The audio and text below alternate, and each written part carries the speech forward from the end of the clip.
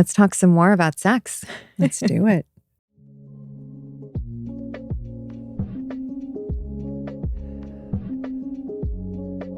Episode 54, guys. I am welcoming back Dr. Kate Balestieri. She's a licensed psychologist, sex therapist, and one of my favorite voices when it comes to desire, power, and emotional truth. In this episode, we're diving into the Madonna whore complex and how it shows up in modern relationships, especially for women, but also how it hurts men and how they show up in their relationships. We're also unpacking what researchers call the third shift. This is the emotional labor many women carry in their sexual relationships, often managing a partner's feelings at the expense of their own pleasure, and also always placing their partner's desire over being connected to their own. This is an honest, very nuanced conversation about intimacy, conditioning that sometimes feels impossible to overcome, and what it really takes to move forward from performance to true presence and pleasure. Dr. Kate Balestieri, welcome back. Hi, thanks for having me back. Let's talk some more about sex. Let's do it. So you and I, a couple months ago, we had drinks, dirty martinis, truffle fries, and we got into a really good conversation about the Madonna whore complex, which is something I'm so fascinated about because I feel like I grew up with it and it took a really long time to just erase that from my mind. And it's not fully gone because it's so deeply ingrained in how we see ourselves and how we see women out there. Yeah.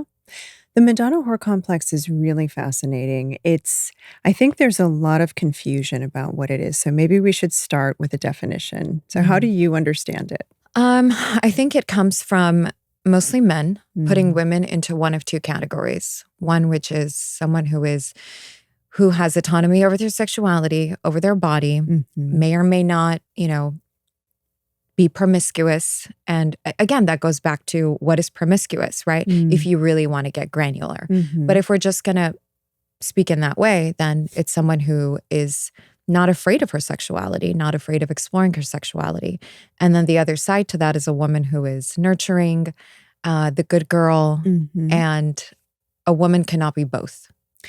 Right. I mean, of course we can be, and we are. Right. And the Madonna whore complex often gets overlaid with ambivalent sexism. And Freud was the first person to name this Madonna whore complex. So we'll sort of just let that be what it is, because Freud's ideas, some were awesome, some were quite controversial. So what you're describing really is ambivalent sexism, right? This idea that women are either good girls or they're whores, they're sluts, right? And we look at this bifurcation of women through the lens of patriarchal conditioning. But the Madonna whore complex is a little different. So the undercurrent is ambivalent sexism, but there are other variables that render some men unable to have sex with the women that they've placed in the Madonna category. So what this ends up looking like, and what I see in my practice a lot, is men who come in and they say, wow, I really love my wife. She's wonderful. She's the mother of my children, but I can't have sex with her. I don't feel desire here. I feel desire for all of these women I see out here in the world, whether or not they're acting on it, different story. But desire is really hard to come by for the female partner that they've married and they have this life with.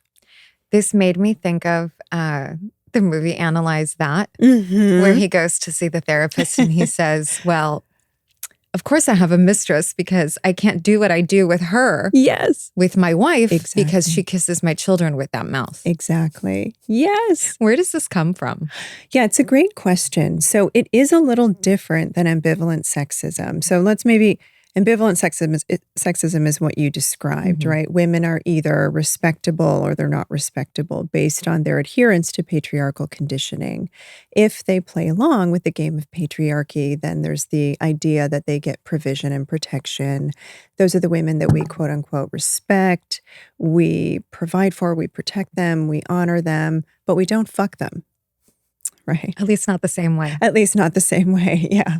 And the women over here who are autonomous in their sexuality, they refuse to adhere to patriarchal conditioning. According to ambivalent sexism, these women not only don't deserve provision and protection, but they deserve to be given all of the ills of society.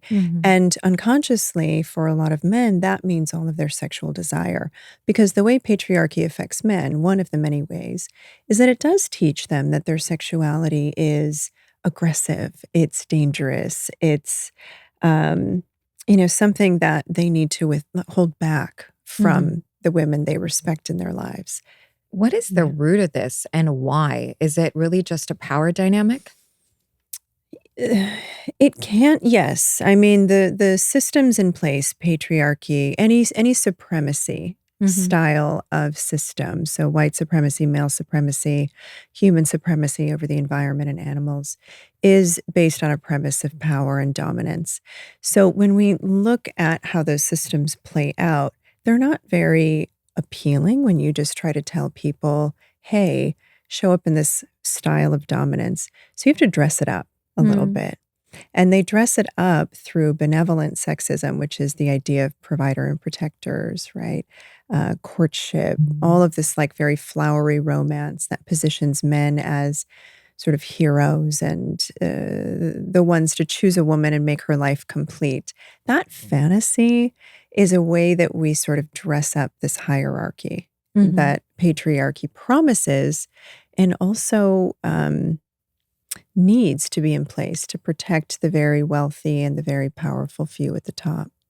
So if we're looking at it through that lens, what happens in their mind when you do give a woman autonomy over her sexuality? Does she just go crazy and become a slut? Is that how they view it? Well, no, going crazy and becoming a slut, I mean, that might be some of the language that they use, but when a woman has agency over her body and she makes decisions to have pleasure in her body. She makes decisions about if and when she's going to become pregnant. Then that really threatens the hierarchy of male supremacy. The inception of patriarchy really has its roots about 4,000 to 10,000 years ago, depending on the part of the world we're looking at. And it came about as a way to try to procure the passing down of property and assets around the agricultural revolution. Before the agricultural revolution, we didn't really have a ton of property and assets to pass down because we lived more communally. But when that started happening, the men around the men who were working and had these assets now wanted to ensure that those assets went to their offspring. So in order to do that, they started securing the sexuality of women as part of their property. And so they required virgins because there was no such thing as a paternity test back then. The only way to ensure that your assets went to your own progeny was to ensure that your female partner had not been sexual with other people. Right. So that sort of ownership over women's sexuality became a part of male dominance and male supremacy. So when women are in charge of their own bodies and their own sexuality, well, that directly threatens male supremacy because unless they can control our sexuality, they have nothing to ensure that they remain more powerful than us, other than brute force. How do you see that showing up now in today's society? It has many offshoots in today's society. So I'll start with maybe one. This is a little nerdy fact I stumbled across a little while ago reading Manon Garcia's book, The Joy of Consent. Now, this book is brilliant. She is a feminist philosopher, and she really breaks down consent from lots of different angles. And one of the things that she talked about in her book was that part of the roots of sexual entitlement, gender-based sexual entitlement, is rooted in the ways that coverture law, are you familiar with coverture law? I'm not, no. So coverture laws were laws that essentially erased women's legal identity when they got married and packaged them under the identity of their husbands. So their legal rights to property, to their own bank accounts, all of that disappeared or never really existed. They existed under the rights of their fathers until they got married, and then they became the property of their husbands when they got married.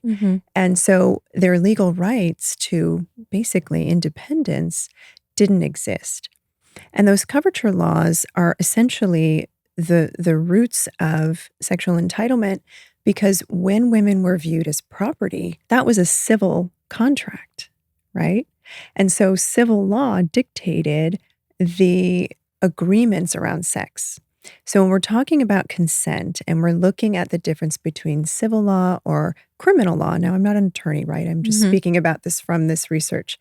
What we see is that in civil law, the agreements around consent basically capitulate an obligation. So when you have a civil contract, you're basically saying, I'll agree to do this and I'll agree to do that, right? So when marriage is a civil contract, we're saying we agree to be in this partnership together, we're agreeing to do X, Y, Z.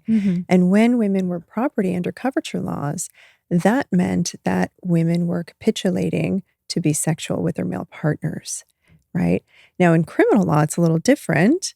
Criminal law basically says, with regard to consent, do I give you permission to do this thing? So if you go on someone's property and you're not allowed there, you don't have permission, now you're trespassing. Right. Right. So it doesn't capitulate an agreement or an obligation. It basically says, I do or do not give you the right to do this thing. So when we look at how this shows up, how patriarchal conditioning shows up, a lot of sexual entitlement shows up in the way that people view consent. And they think to themselves, oh, well, I'm married now, so this is an obligation that I have to fulfill this duty of sex in my marriage. And it really isn't, right? We're all humans. Our desire varies. But when we have inherited these ideas about consent and obligation from these old laws, it really shapes the way we relate to our partner and to our own sexuality. Right. Women are now seeing themselves as something to be desired, to give desire, but not necessarily thinking about their own desire. Exactly. It becomes this obligation. I need to keep my partner satisfied. This is part of my duty as a partner, as a spouse. So much of this is interrelated. But I think, when I look at the Madonna whore complex and how I grew up in my community, it was very black and white. And it was a lot of it on language, because I'm someone who responds to language, right? It's not necessarily what you do or how you do it. It's the words you use, because they get imprinted. And it certainly did in my mind. Good girls do this. And if you don't do this, you're not a good girl. And who wants to not be a good girl, right? When you're 18, 19. I don't anymore either. I'm just saying. Once upon a time, being very impressionable and being younger. And when I look at some younger women now, I still see it. And, it's all great. But why is it not great? And what does it take from women when we put ourselves into these categories? What does it look like when we are abiding by these standards set by the patriarchy? What does it do to our psychology? What does it do to how we look at our bodies, how we show up sexually? There's actually some really interesting research that's coming out right now that is showing the damage on our brains that sexism causes over time, because it is experienced as a trauma. And so it actually impacts the way our brains are developed and shaped over the course of our lifespan. And sexism can influence our physical health, and of course our mental health and our sexual health. When we're told our whole lives that we can't be sexual unless it's under these very narrow prescribed circumstances, if that doesn't align with our organic desire, then we have to shut big parts of ourselves off. It also, when we look at what it means to be a quote unquote good girl, it often means to be acquiescent to the men in the room and to defer power to them. And what that ends up looking like is women tend to be underdeveloped in their assertiveness. They tend to suffer real consequences, sometimes in the form of physical violence, financial violence, emotional violence, sexual violence, if they do assert themselves in a way that's equitable to men in the room. It really depends on sort of the temperature of the room and the people in it. But it looks like women who go their whole lives not being fully explored in themselves and not really being able to feel entitled to explore their own bodies, explore the expansiveness of their own minds, their own capacity. And it looks like people being really unhappy later in life and feeling like, wow, I did all of these things and yet I held myself back in so many ways, or I wasn't able to fully be who I wanted to be. And the same thing happens for men, but in different ways. But talking about for women, I think it is really sad. Yeah. It is really, really sad. I was married for 16 years, well, with one person for 16 years. Mhm. And I certainly did see myself giving away that power dynamic, Mhm. both sexually and outside the bedroom, because for me, it was all interconnected. He is Mhm. the man. We show up to please the man. And in no way was I married to a misogynist person, not whatsoever. But because I gave away that power, I also gave Mhm. away my ability to ask for what I want, to Mhm. even execute on that without feeling guilt, shame, and like, oh, that's not for me. It's Mhm. taboo. And now looking back, knowing what I know and kind of just growing up a little bit, I almost can't believe it. Why do Mhm. we do this to ourselves, and how? And who does it serve for society to keep upholding these, sorry to say, stupid ideals? It serves a very select handful of very wealthy white men at the top of the power hierarchies. And when you look, Still? st especially right now, Explain that to me. especially, well, when you look at what's happening in American politics, you can see how readily this plays out. Mhm. You have a handful of very wealthy white men who are using their power and their wealth to set up a country in a way that continues to benefit them. And what it looks like as it trickles, this is the only thing that really trickles down, right, Mhm. um, into our society, certainly not the wealth. Um, but when we look at the ways that we have to set up a society, we need a society that's set up on an us versus them mentality, because unless you can have the people without resources actively fighting against each other, Mhm. they will unite and fight against the very wealthy at the top and demand more wealth equality, right? But what ends up happening is patriarchy becomes a very, very convenient tool, as does white supremacy, Mhm. for keeping a few elite people very wealthy at the top and the rest of us fighting for scraps. So, in patriarchy, if we just look at that for an example, you need to enforce a very rigid gender binary. This is why right now we're seeing a return to tradwife fantasy content Mm. online, right? We're seeing a lot of that take the shape of the stay-at-home girlfriend, the stay-at-home daughter, the stay-at-home wife, looking glamorous and devoting all of their time to making meals for their children, their partners, their whatever. You But know, it's disguised as masculine, feminine energy, soft, this, that. right, right. But ultimately, it's also how soft can a woman be based on how soft does a man allow her to be? Well, yes, right. So it requires everyone's Right. It's so participation. interconnected. Exactly. It's like a It woman is. can't be soft on her own. She needs a man to set that up for her. Also, women, why do we need to be soft? Right. I don't aspire to be soft. I aspire to be whole. And that includes moments of tenderness and Mhm. softness, and also moments of being able to stand up and do exactly the things I need to do. Right. Here's where patriarchy requires, and they've dressed it up as complementarianism, Mhm. right? Complementarianism is this masculine feminine polarity. That stuff is nonsense. I know that people love to think in shortcuts because our brains love shortcuts. We don't Right. like ambiguity. But the reality is, we all live in the gray and we all require softness and assertiveness in order Mhm. to function in the world. But when we deny our more assertive parts, or for men, when they deny their tender parts, their softer parts, their emotional parts, we end up with humans running around who are not fully experienced in their own bodies, and Mhm. they're performing, and that creates tension. It creates us versus them mentality. It creates a scarcity of resources, and it creates power imbalances. Right. And the Madonna whore complex doesn't just apply to women, obviously, but also men, and how Mhm. they view that wholeness in a relationship. Mhm.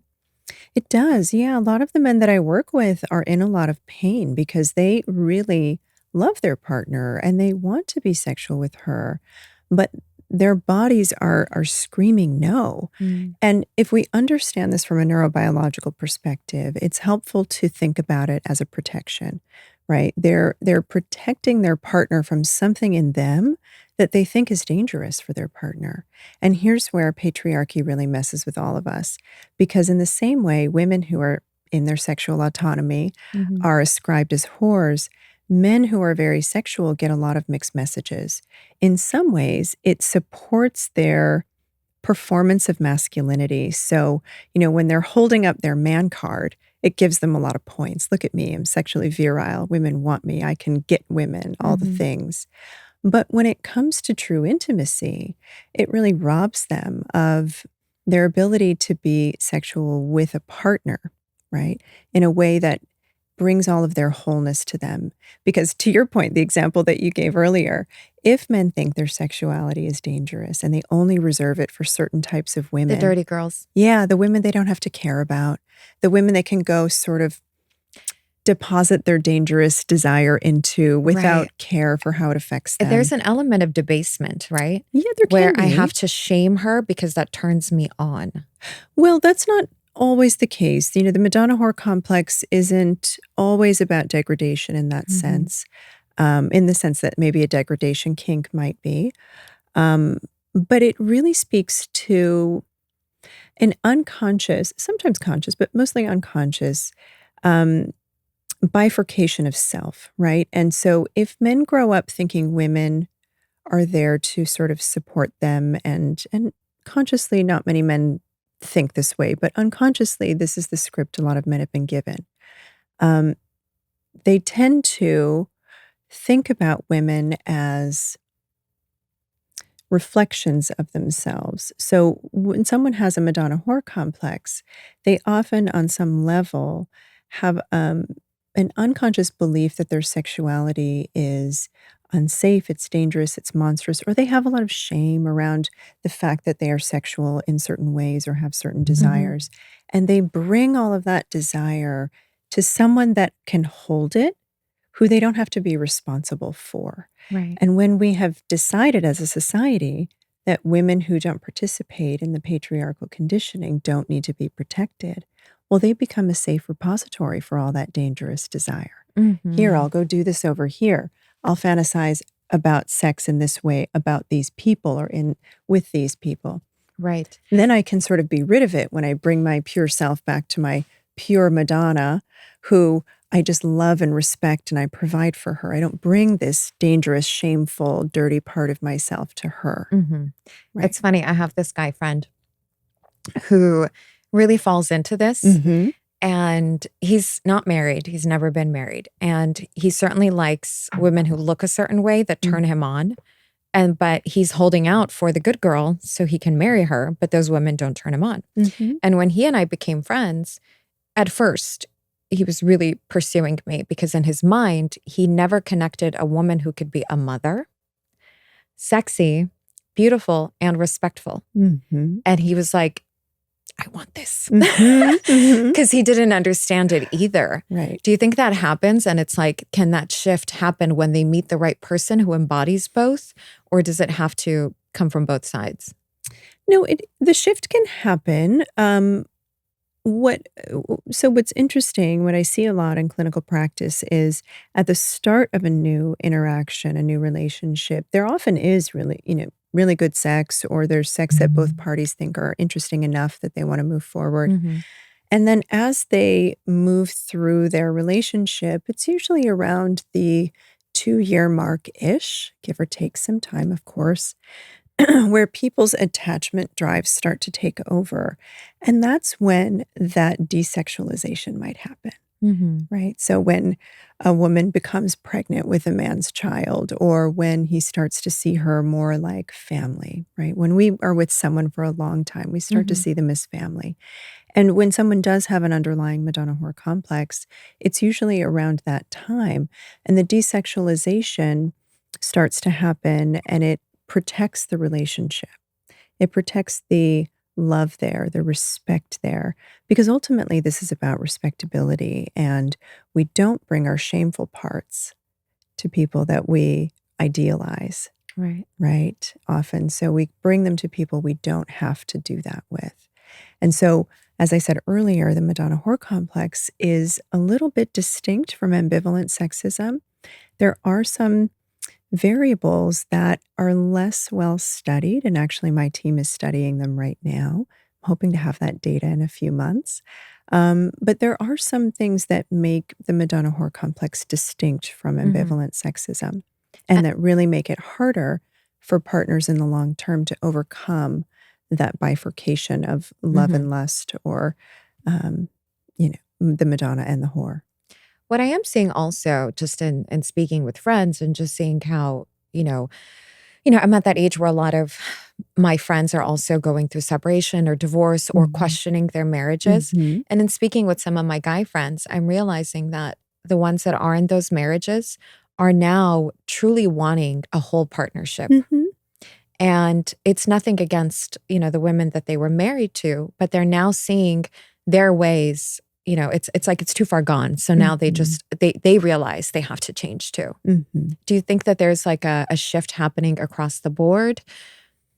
I think right now we're seeing some really interesting patterns in our culture. I am seeing, interestingly, a split in that some people are doing a lot of hard work to explore themselves, and they're asking the questions of, why have I shown up this way? Where did I learn this? Does it serve me? They're really deconstructing a lot of the messages that they were implicitly given over the years. And for those people, they are saying, I want something more integrated, more whole, more shared, more embodied, more real. And then there is another faction of people who are saying, you know what, I'm going to go harder into this prescribed patriarchal experience. For them, that's what feels safe. That's what feels accessible. And it's not for me to say that those relationships can't work. Some of them do. And also, I will say a lot of those folks are the people who later down the road, maybe do have a greater disparity in their desire, and do feel maybe a little less connected, right? So the Yeah. other thing we wanted to talk about today is the third shift. What is that? Yes. What was the author's name? Jennifer Bale, maybe? Don't quote me on that. But there was an article written a couple of years ago, and it so succinctly talks about emotional labor. So, emotional labor is the labor that we do to process our own emotions, to manage the emotions of other people, to anticipate people's feelings and navigate relational interactions accordingly. And we all do it. And women Some are, of us are great at it. well, some of us have been conditioned to do it more than others. Oh God, my whole life. Yeah, women, of course. My whole life. Yeah, well, that's what happens when you live in a patriarchy and men are told they're not emotional. First of all, that's not true. Everyone's brain has It's a not that men are not capacity. emotional. Men are allowed to be angry, and you as a woman have to Right. calm him down. Right. It's all about petting the ego. Well, it's about, Bell Hooks said this really beautifully, and I'll come back to the other shift in a second.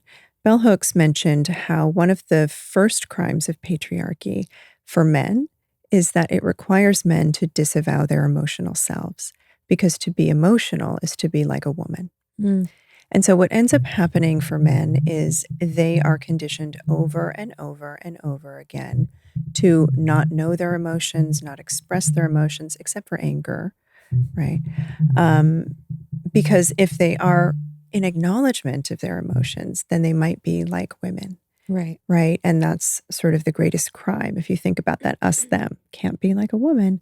So masculinity is ultimately defined as not like women. Right. Right. So that means women get trained to be extra emotional and more attuned to their own emotionality. And they are expected to be the emotional regulating buffers of men and the people around them.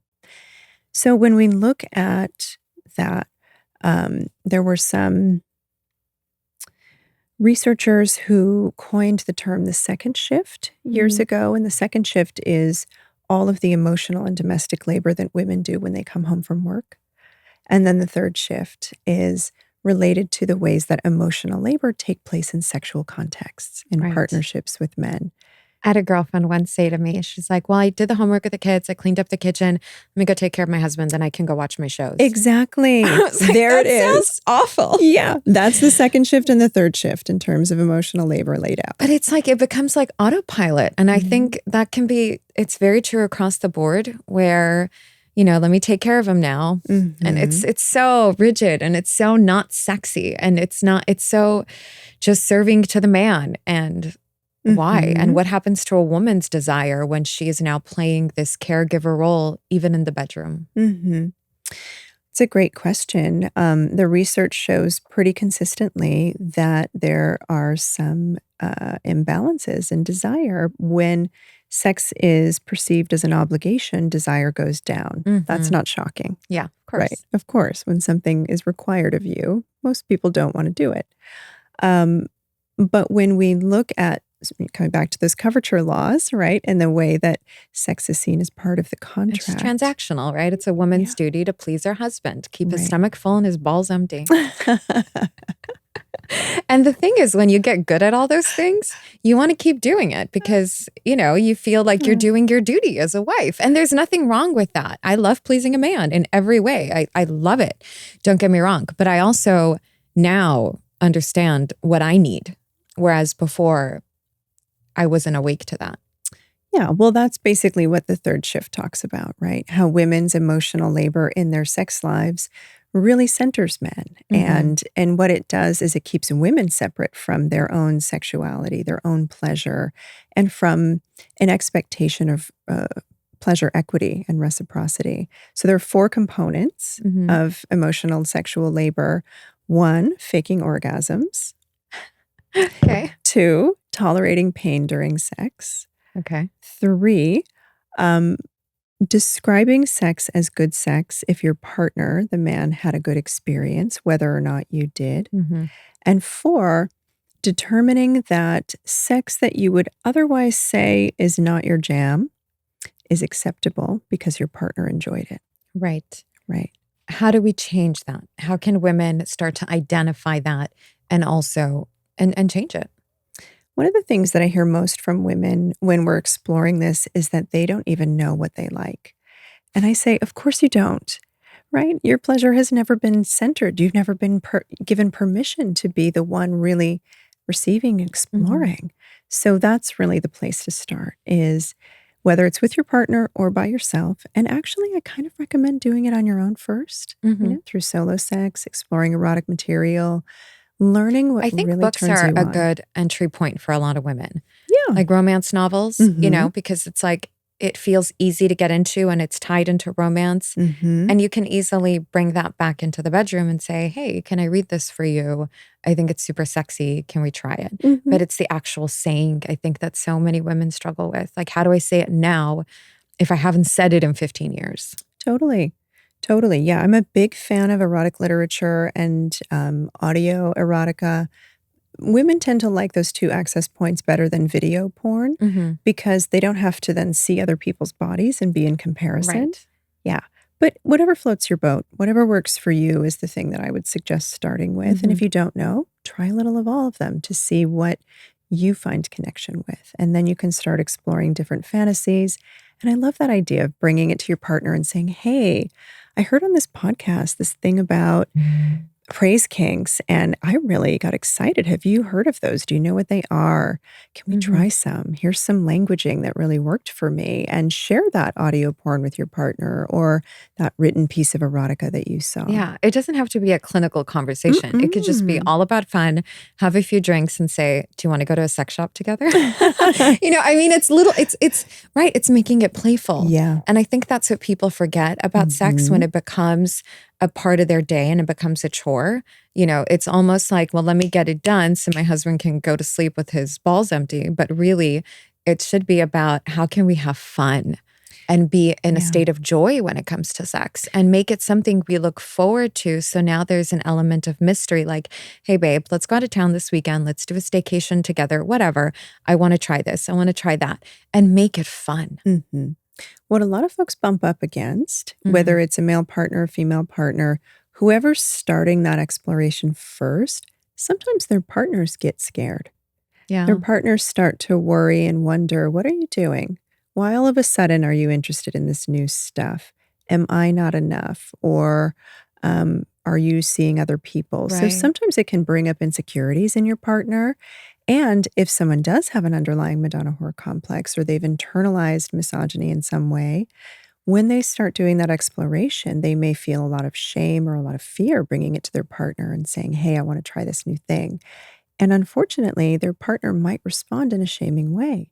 So I really want to encourage people, if you are doing that exploration on your own and your partner isn't receiving it well, that doesn't necessarily mean it's bad or wrong. It might mean the two of you are at a different pace in Hmm. exploring this uncharted territory. Right. It's about coming together. How do you get rid of the shame? Because I think shame is so big when it comes to sex. Mhm. And quite frankly, it's the biggest, what's the word I'm looking for? Inhibitor? Inhibitor, Mhm. buzzkill, Mhm. essentially. It It's really shame because is. sex, if anything is the opposite of shame, should be the opposite of shame. Yeah.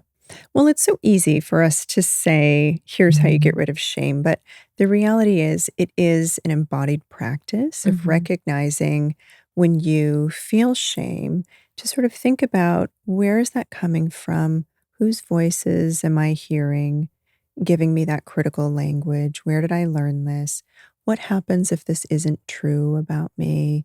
Um, might I be okay? Right. And there is a process of deconstructing a lot of this that really helps people in mitigating their shame and letting go of it. And sometimes it is as active as telling yourself, that's old stuff. I don't need to take that into my here and Hmm. now moment. But for a lot of folks, it is a bit of a practice before it becomes the norm because we've inherited a lot of shame. We do. I know Yeah. that, I didn't grow up in a rigid family whatsoever. Mhm. Mhm. So I think everything I thought about sex, the shame, the guilt, all that, it was all self-imposed. Mm. All self-imposed and then reinforced by the Mhm. environments I put myself into Sure. to feel safe. So Mhm. naturally, these people, these families would feel that way because that's just who they are. But had I done the opposite, Mhm. placed myself in situations and families where it was more liberated, I probably would be a different person. Nonetheless, I take ownership. It was all me, Mm. self-imposed. But I think as you get older and those things just kind of chip away, then you realize this there's nothing to actually be shameful of. It's just it was all in my head.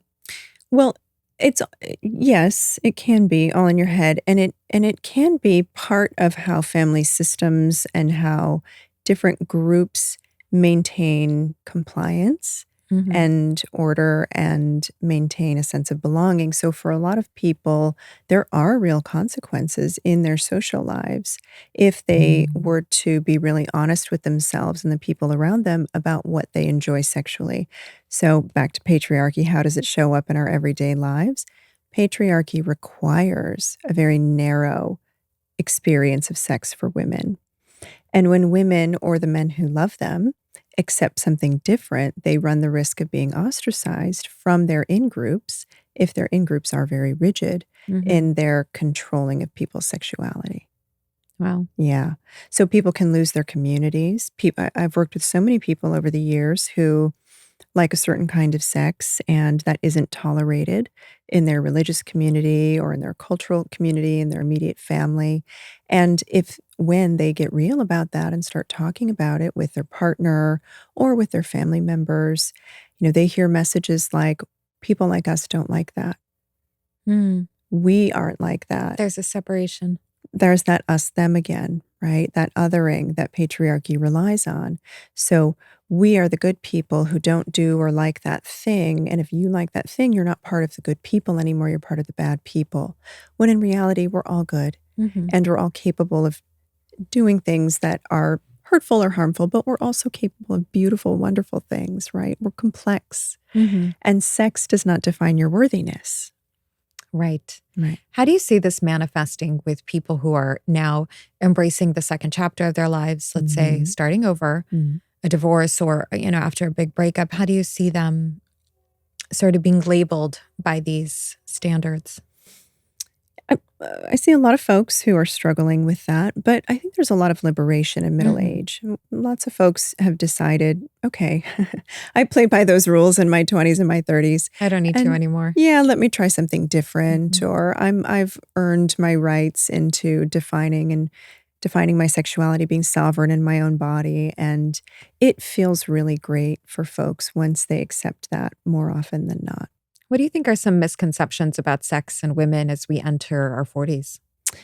One of the biggest misconceptions is that women stop feeling desire or stop wanting sex or that they dry up and they're not sexually interested or viable anymore. And that just couldn't be further from the truth. Now, certainly when a lot of There's people, also the other extreme. I think Hmm, some people think of it as, and I'm sorry to cut you off. no, it's okay. It's like, oh, she's free now. She's going to go buck wild. It's like, Mhm. it doesn't have to be either or, and neither is true. I mean, if it is good for you, but what I'm saying is it does not have to be so black and white. Yeah, there isn't a prescribed reality, right? Hmm. Even when people start to go through perimenopause and menopause, there's often this belief that their desire falls off a cliff. And for some people, it does. For some people, it does temporarily and then it comes back. But I know a lot of perimenopausal and menopausal women who are having the best sex of their lives because they're no longer encumbered by the fear of an unplanned pregnancy or an unwanted Hmm. pregnancy. And they are really exploring themselves and having a great time. Um, so I think there's just a lot of fear around what it means when women are defining their own sexuality because honestly, it's pretty great. And when women know their bodies and they know what they love and they are unafraid to ask for pleasure in the Hmm. ways that feel pleasurable to them, it changes the dynamics in relationships. And it is pretty powerful and fantastic. It is so powerful. Yeah. And I think it goes back to what you were saying earlier. It's like you are now in a position of choosing. And when you Hmm. can embrace that, for me, it's like I have this freedom now because I'm single. That does not mean I'm being promiscuous because I choose to be very selective of who I share my body with. But at the same time, there's so much power in saying, I'm going to choose this person and see what I want to do with that. Hmm. As a woman who's now almost 40, who has two children, it's so different than if I were Hmm. looking at sex from the lens of a 20-year-old. It Mm. comes from a more sovereign, purposeful place as opposed to let's just have sex because now I understand sex and my body and what Mm. I like and what I don't like. And it's, yeah, it's, Yeah. the power is such a turn on for me. Mm. That's awesome. I love that you're finding that for you. What's your advice to other women to tap into that? Mm. Be unapologetic in your exploration, right? We don't owe anyone a story of our sexuality. We don't owe anyone an apology for wanting more or wanting something different. You're we get one life, right? Mhm. And our bodies are a big part of that life. They carry us through this world. And pleasure is a human right, right? Sex with another person is not. That requires consent and Mhm. interest and all of that. But pleasure is something that we all get to access in our bodies. So to be deprivational around pleasure is really curious, right? Right. I think it's really important that we claim pleasure, sexual and non sexual pleasure, as part of our everyday contract with this world. Mhm. And I love that you said we don't owe anyone an explanation regarding your sexuality. Hmm. It's so true. When I first Hmm. got divorced, I thought, ugh, like, what am I saying? You know what I mean? It's like a deer in headlights. And now I understand. It's like no one needs to know anything about your life. No. It's like you don't owe anyone any explanations. Mm-mm. My mother was talking to a friend of hers, and I had gone on a trip, and she's like, "Yeah, she's seeing someone, but I don't think they're doing anything." I'm like, "Mom, ew, why are you even having this conversation?" But she has that old world mentality of trying to Sure. protect my Your virtue, reputation. right? Yeah. Now, as a divorced woman, she still has to protect my virtue. I'm like, Mom, I'm almost 40. The cat's out of the bag. I'm not a virgin. I think it's safe to lean into that. And then I look at some of my younger Mhm. nieces, and one of them, she was telling me, she's like, a guy asked me my body count Why are we still shaming women into having to explain themselves? Well, here's a great example of how patriarchy has crept back up in our zeitgeist loudly, Mm-hmm. right? This idea of a lower body count adds to your purity. That's total patriarchal nonsense. Mm-hmm. And it's also based in white supremacy, right? Because if we think about the word purity, right, what it really means is the absence of contaminant. And so if we look at that a little bit in a more granular way, what are we Mm-hmm. saying is the contaminant here? Sex? Right. Men? Are men contaminants? Is that what we're saying? They're dirty. Don't associate with them. Yeah. It's so convoluted. And it's just when you really start to think about it, it's all just like, what are we doing to ourselves? We're running around in circles. Yes, the way we have been propagandized Mm-hmm. to protect this idea of purity and really respectability, right? Mm-hmm. It is a giant distraction to keep us in competition with each other so that we're not actually attending to the collective's needs. Wow. Mm-hmm. How do you coach some of your clients who come to you with these very outdated principles? I mean, it feels like if it took 20 years to take root, does it really take 20 years to unravel? No, it doesn't take 20 years. What I'll say is that it's not necessarily my role as a psychologist to tell people to undo their entire worldview. I Mm-hmm. wouldn't, that's not part of my prescription. But when your desire for an expansive sex life is directly in competition with the messaging that you've learned all your life growing up, there is a tension there that needs to be unpacked. Mm-hmm. And what can happen for people is they start to get into that process. Some folks are like, wow, I didn't know this, I didn't learn this. And as they're unlearning and relearning, it becomes a very easy peeling away and they Mm-hmm. assimilate new information and into their sexuality very quickly. For other folks where there may be, real social consequences, real financial consequences, real risks in thinking about the world differently, thinking about their own sexuality differently, they can bump up against some different defenses, some different protections, and it may be a little bit of a longer process to help them get to a place where they are in relationship with their sexuality in a way that feels safe and good for them in their bodies in this world. Mm-hmm. Do you find that a lot of women struggle to have sex for the first time after divorce with a new partner? I wouldn't say a lot. It's probably a pretty even split anecdotally in the years that I've been in practice. Some women do have a lot of fear. Not necessarily because they think sex is bad, but just because they've been with one person for so long and they maybe don't know what they like, or they're unsure about being seen in their bodies by a Mm-hmm. new person. There are a lot of variables that might contribute to some apprehension. But some people of all genders, when they get divorced, they're like a cat out of the bag. They're ready to play. They've been waiting. Their relationship has felt stifling in different ways. So they're ready to do some exploration. And what's some advice for a woman who's trying to explore, but is maybe a little shy, doesn't know how to put herself out there in that way? Hmm. Yeah, I think it's really curious to explore those fears and really wonder again, where did they come from? Who are they serving? What would happen if they were untrue? And really thinking about how you can actually just be, how do I want to say this? A lot of the fears that really keep women kind of stuck are fears about their body and Mm-hmm. fears about how they're going to be perceived as a quote unquote slut or a quote unquote good girl, right? So really thinking about like what are the real consequences of your behavior here and what are the fantasied scary consequences that live in your mind, and doing a little reality testing can be important. But if it's related to body-based insecurities, I think it's important to really think about how do you stay in a body neutral place, if not a body positive place? Mm-hmm. How do you work on how you feel in your own skin so that what someone else may or may not think of you doesn't change how you feel about yourself? Right. I think that's such a necessary component. But also, if you've been with one person for a really long time Mhm. and your view of yourself is so tied to their view of you, Mhm. it's actually pretty great Mm. when you can go out there and now collect new data Yeah. regarding how other men or other women might see you. And it's like, wow, am I really this person? Mm-hmm. And it's kind of cool because Mhm. now you're really just seeing yourself in a whole new way. Mm-hmm. And now you can take that and say, well, this is who I want to be now in Yeah. this second chapter. It is really exciting to think about defining yourself for yourself. Mm-hmm. Yeah.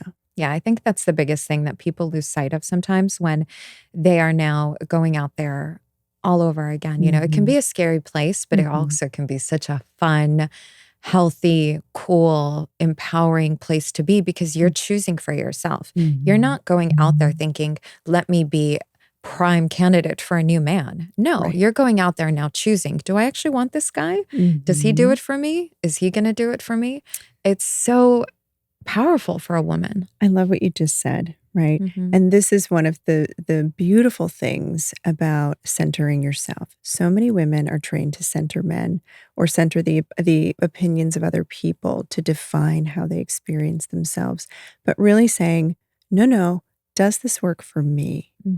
Bringing that centering right back into your core and saying, how do I feel when I'm with this person? Do they align with my needs and my wants? Not just am I going to be chosen by them? Am I good Yes. enough for them? That's their business, right? We don't need to concern ourselves with that.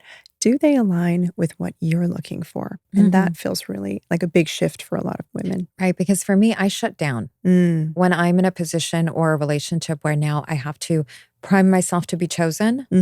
I shut down. Sorry. That does not turn me on. Whereas before, when I was younger, it's not that it turned me on, it just made me feel relevant. Being chosen was such a special thing. And now understanding that I'm the one choosing, so much better. So much better. Yeah. I mean, I think a lot of people have it's more like when I think about the people I know, right? Or the relationships I know, it's like, is sex really satisfactory? And the ones that do have the satisfactory sex lives are the couples who really explore together. And that exploration really has to be there. When I look at some of my friends, I was going out of town a few weeks ago. I was at the airport and I saw a couple. They're really good friends of mine. And they've been together forever. And I can just tell they have probably the best sex life because they're not afraid to be friends. Oh, I love that. And so I really think that that's such a golden standard to work towards or to have is a partner that you can just be fully yourself with. And there is no shame. There is no judgment. And you can say, I want this. I want to try this. I want to, explore. How do we get to this place? One of the first places to maybe think about how do you get there is to think about how is power shared in your partnership and how do you communicate? Is it reciprocal or is it more one directional? And that may be something to explore first because sometimes there exist these double standards in relationships. One person can want something, but the other person can't. It shows up a lot in the bedroom where there are these sexual double standards. And most partners don't come in with a billboard saying what's good for me and not for thee. So sometimes you can bump up against people's defenses when you bring this up. But often double standards show up really subtly, and that is where one partner's pleasure is prioritized over the other. So once that partner has had an orgasm, the sexual experience is over. Right? This often happens on gendered lines, although of course not exclusively. So maybe starting there with maybe a bit of internal investigation and relational investigation. Are we prioritizing each other's pleasure in a way that's really for our partner and for ourselves equitably, right? A lot of people will say, oh, my partner's orgasm is really important to me. But what they're really doing, how that translates in the bedroom is they're like, come on, have an orgasm. Have an orgasm. Are you there yet? Is it so happening? much pressure. It's really for them. If you don't have an orgasm, it means something about me. And Betty Martin is a wonderful sexological body worker. She really highlights this in her work around the wheel of consent. And she talks about how, we should look at the directionality of the behavior and then who is that for, which is really an interesting way to start thinking about sex in your partnership. So if you're the person doing the sexual thing, for example, who is that pleasure for? Is it for your partner or is it for you? And how do you Mhm. know? Have you talked about it? Right? If your partner's doing something for you erotically, is that for you or is it for your partner? And here's one of the ways we can start to get clearer on, is there equity in our partnership sexually? Because until that's really in place, it might be hard for people to say, hey, I want to try this new thing, because their partner may not be as invested in their pleasure being as big of a priority.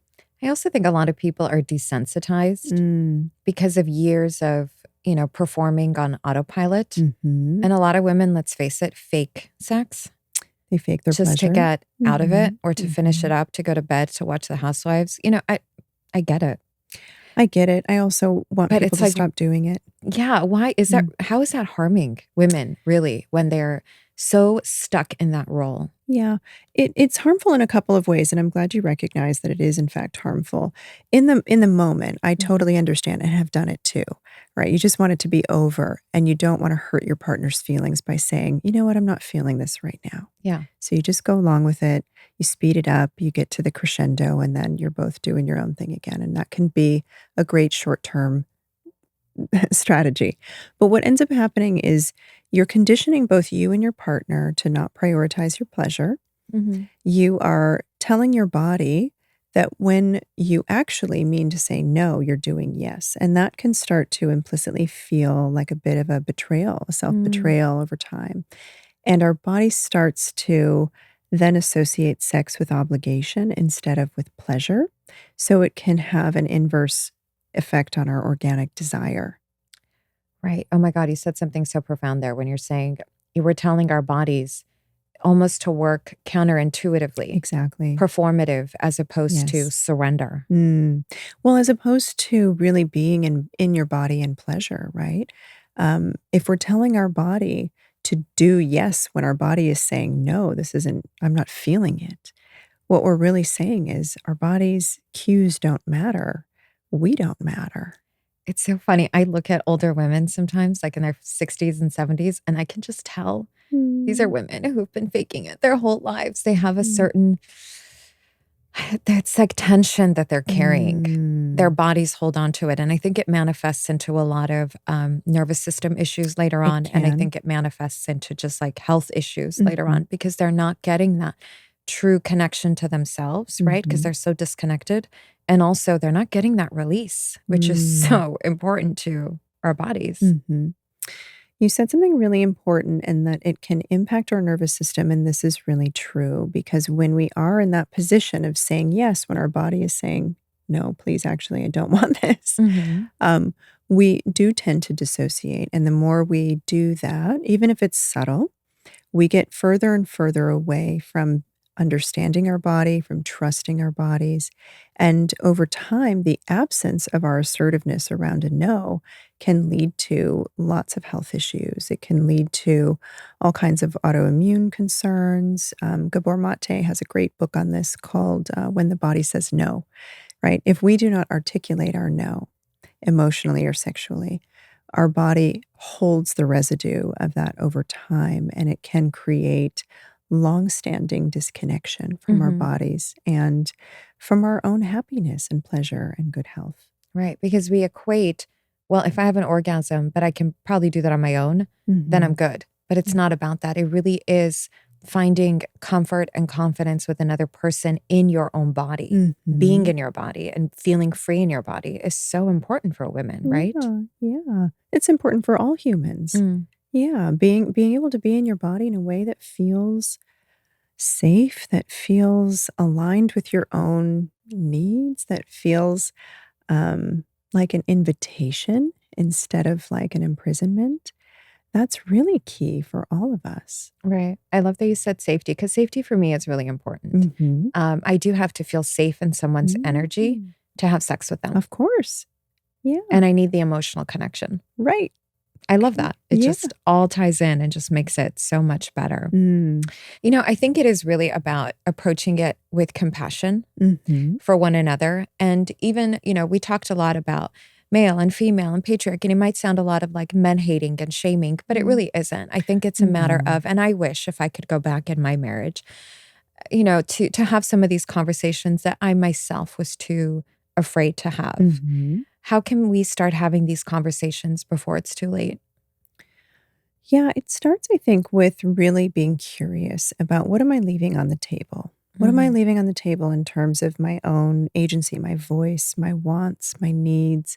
And from there, getting more curious about how did I arrive in this place where I learned I had to leave those things on the table? And maybe getting curious with your partner about what they might be leaving on the table and not fully expressing or wanting. Um, in my work with men over the last 20 years, and I've worked with men across the spectrum of the human experience, from men who are imprisoned for sexual assault to men who are really doting, loving family men, right? So every kind of man in between. There is a lot of pain that men experience too. They don't always know that it's rooted in patriarchy, and some of them do really feel like when you name patriarchy, you're saying men are bad, and I'm not. That's not what feminism is about. That's not what liberation is about. It's really about inviting everyone to actually reclaim their wholeness. Because when we adhere to these patriarchal scripts, everyone has to leave something on the table in order to fit in. Right. And it really deprives people of a holistic connection with themselves and others, with an erotic expansiveness that really meets their organic arousal template and their connection opportunities. It eclipses our humanity. And so I think the question, if people are willing to get really honest, what am I not feeling? What am I not living? What am I not expressing? Right. Can be a place you can start with your partner. And it all comes down to vulnerability. Yeah. For both men and women. And I think if we can get over that hump, how can we be vulnerable and say, this is what I really want. This is how I feel. I need it to be whole. It's not about being promiscuous or going outside the marriage. It really is just opening the door for the conversation. Yeah, I don't even like the word promiscuous, I have to say. No, I don't either, because it feels so shaming, right? We have the sex that we want to have, and there's nothing good or bad about how frequently we do or with however many partners there is. And I know some people will be hearing me say that, and they will clutch their pearls and go, but that gasp is fear, right? That gasp is, what if I want that too? What would it mean about me? Right. Right. And what I would say is it would mean nothing about your worthiness. And it would mean only that you desire pleasure. And the way that pleasure looks for you might be different than how you've been told you should have it. Right. I read something really interesting recently, and I'm going to say this, we're going to wrap it up. Okay. That on a female body, the clitoris, its only function is for pleasure. Literally. So if we've been given this body part and it's exclusive to women, how are we now placing shame upon something that's only, it's like its only function is pleasure, and women are the source of it. We really do have it backwards, where I think pleasure does come from a woman, and a woman embracing that it's all fair game. And then also now giving that permission to a man and saying, it's fair game between you and I. There is no shame. There's no this. There's no that. Let's go. I love that. Let's go. Let's go. Dr. Kate, thanks so much for coming. We need more martini and truffle fry nights. We do. Thanks for having me. Thank you. Thank you so much for tuning in to Breaking Through with Ellina Abovian. For our community to grow, please like and share, and also leave a review on this episode. Of course, you can find me on social media and let me know what you'd like to talk about in future episodes. Nothing is off limits, so let's have some fun.